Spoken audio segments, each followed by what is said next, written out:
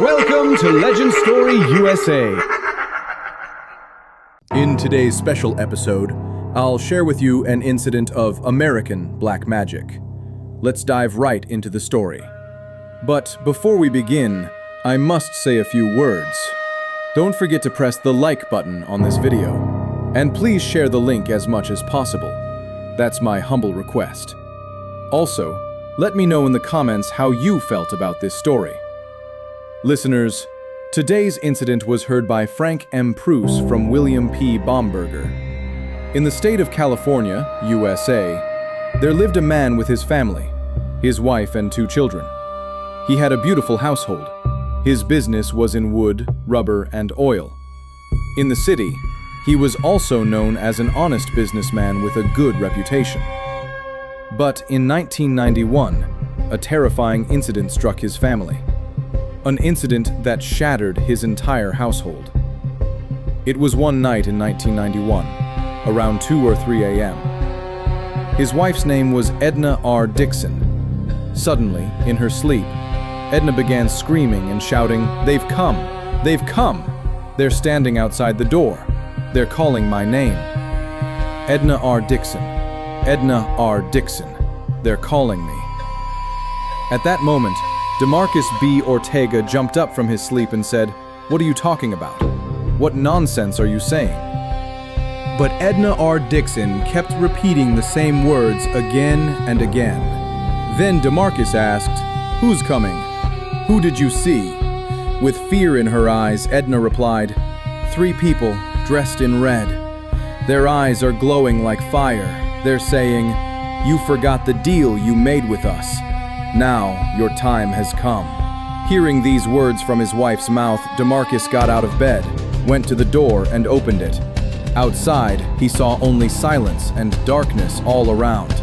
Just a few nocturnal birds were perched on the trees. When they heard the sound of the door opening, they flew away. Other than that, he saw nothing. Meanwhile, Edna was still crying and saying, "DeMarcus B. Ortega, don't you understand? They're inside our house. I can feel it. I can sense their presence. They're strange. They're going to take me away." After that, DeMarcus tried to calm his wife down, consoled her, and finally put her back to sleep. DeMarcus B. Ortega said, "You just had a nightmare. That night passed." But after that, strange things began happening every single day. Black handprints started appearing on the walls of the house. It looked as if someone had been constantly rubbing something like coal in their hands, twisting and pressing it, and then smearing it on the walls. But this wasn't ordinary coal dust. Sometimes tiny grainy particles would remain, as though the coal-like substance had been firmly rubbed onto the walls. The handprints were enormous. Each one had 5 fingers, but the hands themselves were unusually large. The palms were so big that no normal human hand could be that size. And yet it was clear, these were indeed marks made with coal. But then the question arises, why coal? Why these coal stains? Coal is always connected to fire. So what exactly was going on here? DeMarcus B. Ortega's younger daughter, Michelle R. Davis, was just 8 years old. After returning home from school, she would often say, "There's a red-eyed uncle who whispers to me every day. He tells me, 'Come with me to the river. There, I'll give you many things. I'll give you everything you like.'" So, Michelle R. Davis would often say such things. DeMarcus B. Ortega would tell her, "Don't talk to that uncle anymore, and don't you dare go near him if he calls you." Then, Michelle would reply, "But I don't go near him. He suddenly comes close to my ear and whispers." The little girl couldn't really understand what this thing was. Aside from that, sometimes in the middle of the night, the whole family would suddenly wake up to the sound of drums. It felt as though someone was beating a drum in the kitchen, but when they went outside or checked the kitchen to see where the noise was coming from, they found nothing. The sound would stop completely. One morning, the family's housemaid suddenly ran away, leaving the house. Her home wasn't too far away, so after searching, they found her there. When asked, "Why did you run away like this?" she replied, "I don't want any salary. Please leave this house. I will not work in your home anymore." Then, DeMarcus B. Ortega said, Fine, if you don't want to work, that's one thing. But why run away like this in the morning? Tell me the real reason." The maid, trembling in fear, revealed a horrifying truth. In a frightened voice, she said, "Sir, last night I saw 3 people sitting in your living room. They were wearing red clothes. It looked like fire was coming out of their bodies. They were moving like flames, and they were saying, 'The time has come for us to collect what we are owed.' They said, 'If you don't give us what we're owed, we'll take it by force.' Then they began laughing, bursting into loud, terrifying laughter, and suddenly they vanished into the air. After telling this, the maid said, 'Sir, after what I saw in your house, I can no longer stay there. I cannot work in that home anymore. Whether you pay me or not, I have no demands.'" DeMarcus B. Ortega understood there was no point in trying to convince her. The fear she had experienced was so overwhelming that nothing could ever bring her back into that house. For DeMarcus, his business was doing well. So he paid her wages, since she had worked for some time, and then returned home. Near his house lived an elderly woman named Billy M. Reardon. She was locally known for her knowledge of witchcraft and spirituality. DeMarcus went to her and shared the entire incident. She asked him for some time. In other words, Billy M. Reardon told DeMarcus to bring her some of the family's used clothes and dishes. She said she would consult the spirits to find out what was happening and why. DeMarcus did as she asked. The following evening, the old woman sent him a message through someone. "Come and see me." Since her house was right next door, DeMarcus went. The old woman, who could not walk much, had sent word through another person. When DeMarcus arrived, Billy M. Reardon looked at him and said, "Have you forgotten? Do you not remember how you gained your wealth and success in business? Don't you recall the oath you swore 15 years ago at the temple of a demon?" DeMarcus was stunned. He had nearly forgotten, but slowly he said, Yes, I did go there. Back in 75 or 76, I went to a temple at that time. I was in deep poverty then. I had no way to succeed in business, no money in my hands. So I went to a sorcerer and told him everything. The sorcerer gave me a way to become wealthy, but along with it, he gave me certain conditions. He said, "If you want to be rich, every year you must offer a goat and some blood to my master. Can you do that?" I thought to myself, if I become wealthy, what's the problem in giving a goat? And after all, it was only once a year. For about 10 to 12 years I kept the promise and gave the offerings. But then, with time and busyness, I stopped. I forgot. Hearing this, the old woman, Billy M. Reardon, looked at DeMarcus B. Ortega and said, "DeMarcus, you are in grave danger. Do you even know who you made a pact with? These are terrifying demons. They are the kind that see themselves as lords. Through sorcerers, they enslave people and in return give them certain things. That's how they grow stronger." Hadn't warned before. When he saw DeMarcus, the sorcerer shouted, "Well, DeMarcus B. Ortega! What took you so long to come back? Do you now remember the terms of the pact? You enjoyed the wealth, but forgot the oath, didn't you? Now that disaster has struck, you come running here. You have angered my masters. You will be destroyed." Shaking with fear, DeMarcus begged him, "Please, find me a solution. My family is being destroyed. I too am falling apart. They are attacking us." The sorcerer grew even angrier and began burning some kind of old substance, releasing thick smoke. He fanned it with his hand, spreading the smoke all around, just like the way smoke spreads when kebabs are being grilled and then waved side to side. As he spread the smoke, Russell G. McCoy said, "You betrayed my masters.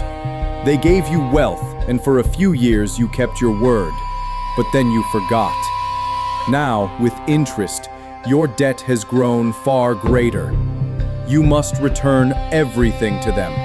You must give them whatever they demand." Hearing this, DeMarcus B. Ortega broke down in tears. He begged, "Tell me how I can do this. What must I do?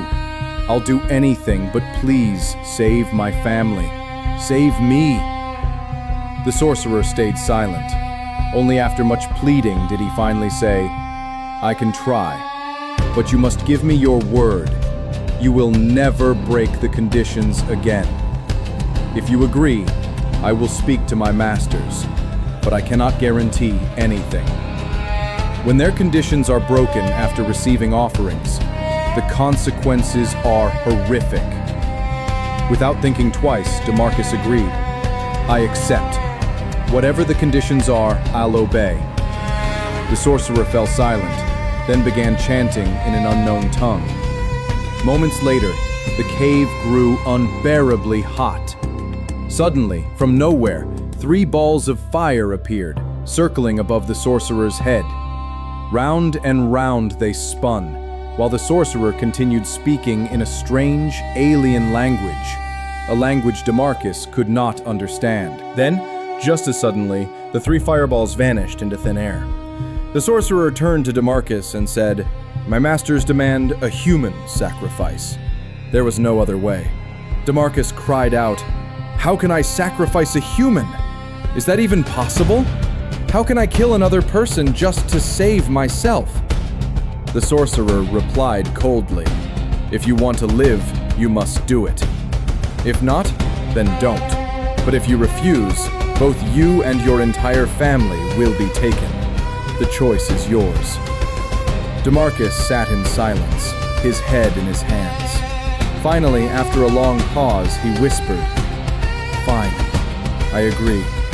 Tell me what must be done." The sorcerer said, "My masters have spoken. On the coming full moon night, in the middle of this forest, you must offer a young man. He must be unmarried, so untouched that even a bride has not yet been sought for him. He must be an only child, the sole son of his parents.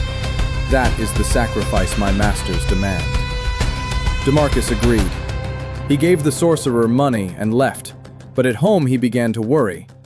"Yes, I agreed, but who will I take? How can I find such a young man?" As he thought and thought, suddenly his face lit up. He remembered he had a cousin who fit the description. The cousin was young, unmarried, and his mother was still alive. His father had died, leaving the family's burden on his shoulders. Because of poverty, no one had yet considered arranging a marriage for him.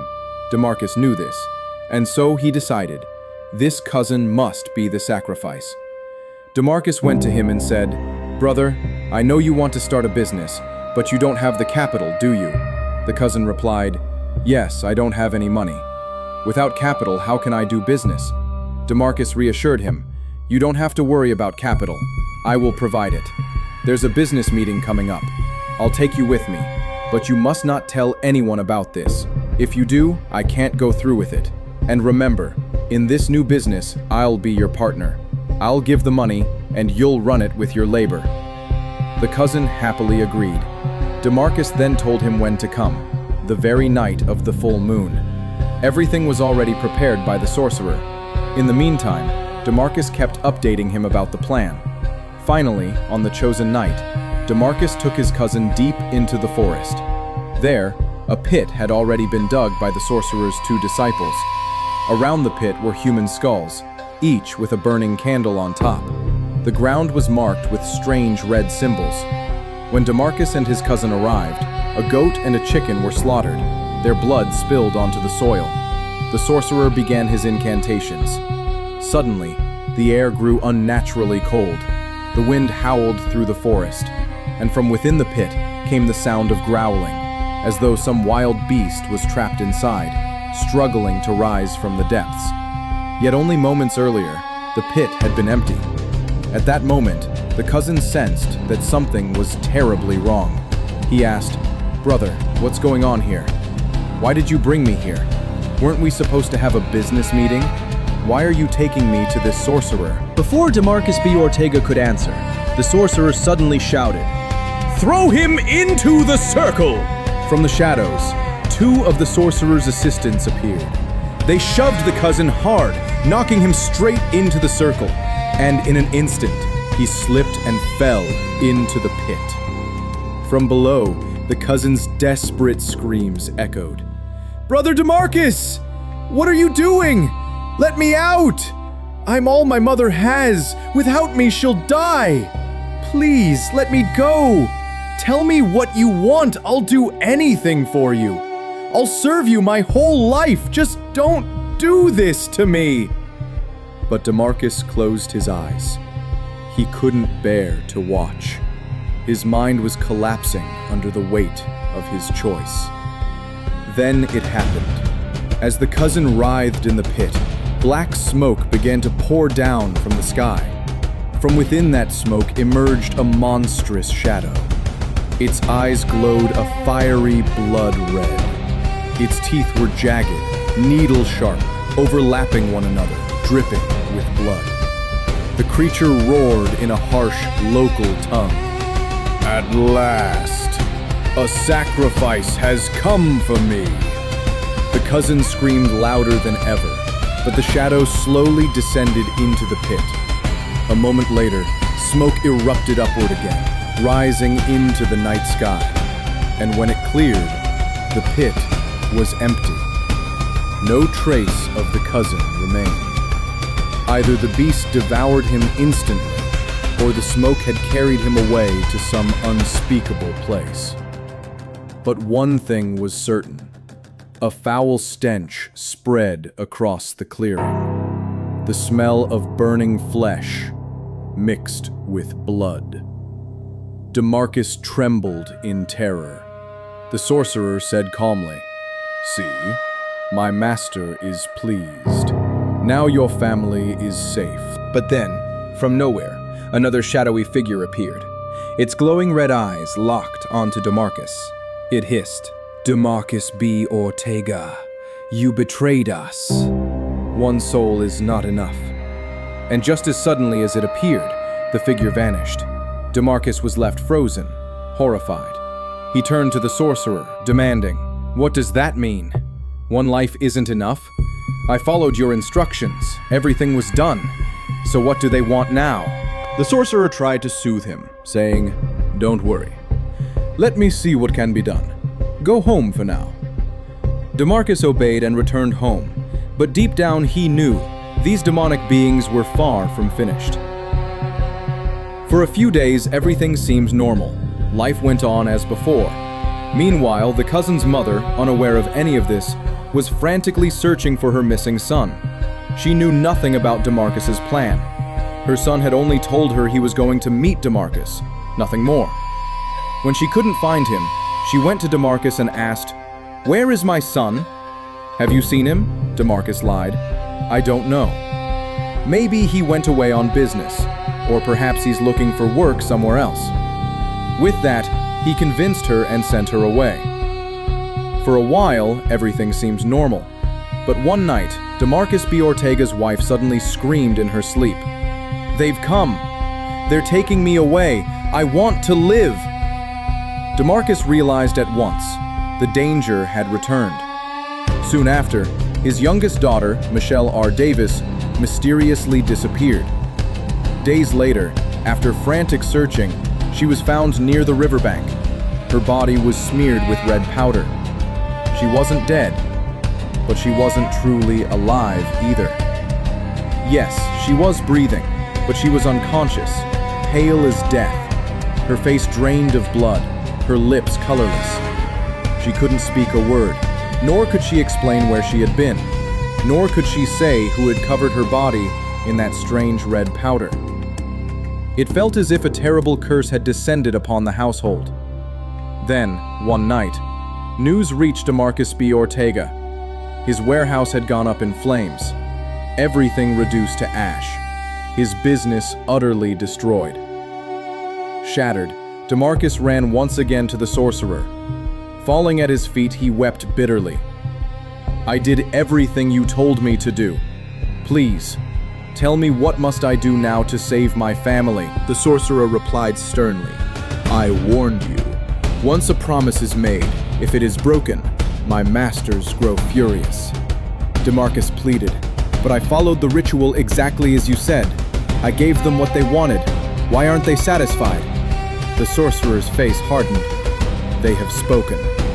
They want your life, and not just yours, but the lives of your entire family. They will not stop until all of you are taken." DeMarcus broke down in tears, but no matter how he begged, the sorcerer offered no hope. Crushed, he left in despair. Later, he sought out another sorcerer, a man who had once practiced black magic but had since abandoned it. The old man told him, "Son, I no longer do these things. I converted to Islam, and my faith does not allow me to perform such works. And even if I tried, these rituals require abominations that go against all religion. I cannot help you. Go to another sorcerer. Maybe he can." That night passed. At dawn, the neighbors noticed something strange. Thick smoke was pouring from DeMarcus B. Ortega's house, but this was not ordinary smoke. It was bright red. Red smoke is rarely seen. Black smoke, yes. White smoke, of course. But red? Only certain chemicals could cause such a thing. Alarmed, the neighbors rushed inside. What they found left them horrified. DeMarcus's wife and children were lying unconscious on the floor, and in one corner of the room, a mound of scorched ashes. The ashes released a stench so foul, so much like the burning of animal flesh, that people nearly choked on their own breath. But DeMarcus himself was nowhere to be found. His wife and children were rescued and rushed to the hospital. When she finally regained consciousness, his wife was asked what had happened. Terrified, she gave a chilling account. She said, "As always, after dinner, we went to bed. Suddenly, my daughters began screaming from their room. 'Fire! Fire!' they cried. When DeMarcus and I ran in, we saw balls of fire circling in the air. Each ball of fire had a pair of eyes, red glowing eyes that blinked just like ours. But those eyes were filled with rage. It is said that at that very moment, fireballs screamed out toward DeMarcus B. Ortega. 'You traitor! You have deceived us. There will be no forgiveness for you.' With that, the fireballs swarmed around him, circling faster and faster until they closed in. Then, DeMarcus B. Ortega's body burst into flames. His wife and children remembered nothing after that. They fainted on the spot. This is what they later recounted. But the horror did not end there. A few days later, DeMarcus's 2 daughters were found dead, their bodies half burned, discarded near the forest. Soon after, his wife completely lost her sanity. Driven mad, she wandered the streets aimlessly, a broken shadow of her former self. Meanwhile, DeMarcus B. Ortega's house remained abandoned. And even now, the locals whisper that strange things still occur there. Some claim that in the dead of night, terrifying screams echo from the empty house. Others swear they've seen fiery orbs rising suddenly from within the ruins, shooting up into the dark sky. And so, the story of DeMarcus B. Ortega came to its grim end. Yet the curse upon his forsaken house, they say, continues to this very day. Listeners, there's a very important lesson to learn from this incident. That is, many times, in order to improve our financial condition, we go to various spiritual healers or so-called kabiraj. We tell them, "My business is not doing well. Please give me a talisman. Give me this, give me that." But through these actions, we are indirectly seeking help from Satan. If someone's financial situation improves through this kind of help, you must understand, something terrifying is behind it. Eventually, you will have to pay the price for it. To improve our finances, we often go to tantric spiritual healers. They give us certain spells or rituals, some items to bury in graveyards, some to bury in random places, some to tie near the kitchen stove.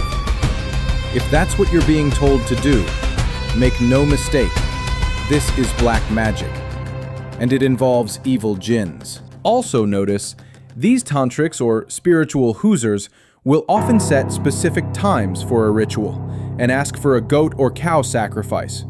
And we agree to it, thinking, through this hooser, I've gained so much. What's the harm in giving something in return? But we don't realize who we're really giving it to. These are jinn-like lords we're unknowingly offering things to.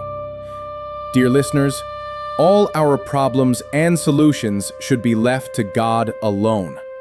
If we need to ask for anything, we should ask from Him. Yes, if someone is affected by black magic, we should seek healing through ruqya, spiritual healing, in a way that is fully Sharia compliant. That's a completely different matter. But just for business success, to go to these tantrics or kabirages for spells and talismans, we must never do that. Listeners, we should keep listening to such real and educational stories more and more. A big thank you to all of you who patiently listened to today's episode. Stay well, stay healthy. Please keep me in your prayers. Pray for my family. My prayers are with all of you and each member of your families. Stay tuned with Legend Story USA.